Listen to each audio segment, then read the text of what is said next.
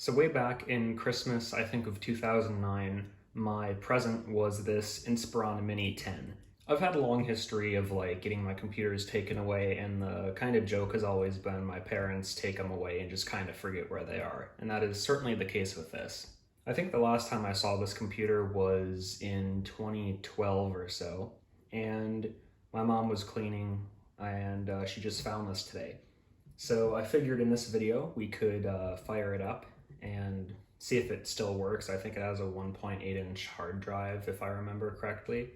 So hopefully that's not dead, because I'm sure there's some cool stuff on this from back when I was a lot younger. I ordered a charger off eBay, but then I found a charger that I think will work. It's 19 volts and the plug fits, so I figure it's worth a shot. Hopefully we don't blow it up. If we do, we can just take the hard drive out and put it in another system. So we can plug it in, and we have a light. I think that means it's charging, and then I guess we can just fire it up. I heard the hard drive spin up. It is running Windows XP, and it is an Intel Atom. No, that's not a big issue. Just the battery is not identified, I think it said. Looks like we're booting into something. I hope I remember the password, because it's, again, been a very long time since I've used this.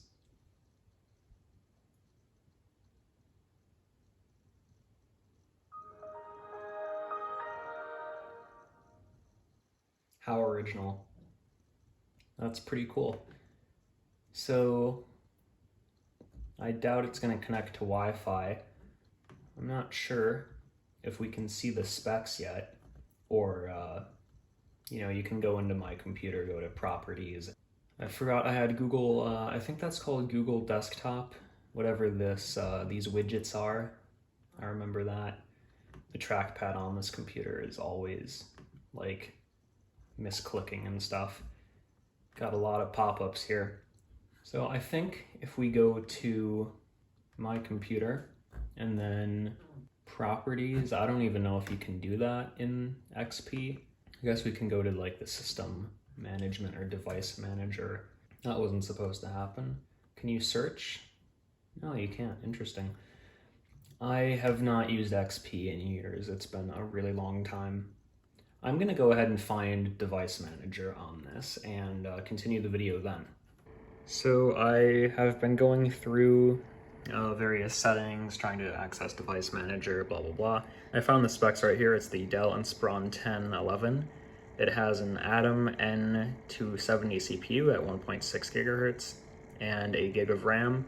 And I think the hard drive is also 160 gig. It's a 1.8-inch drive, I think, and I'll throw a model number up on the screen now. I also have this little cooling pad I got for it, because this doesn't have a fan from what I know. So I suppose we can go through a little hardware tour quickly. And I just unplugged the charger by accident. That's fantastic.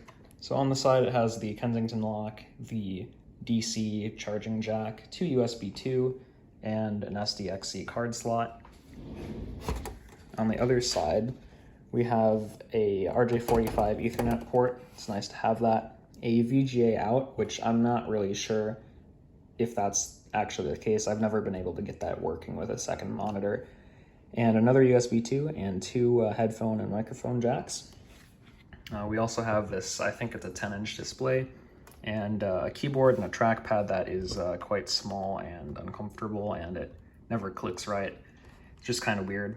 And it's the blue one, so that's pretty neat. I always wanted the blue one.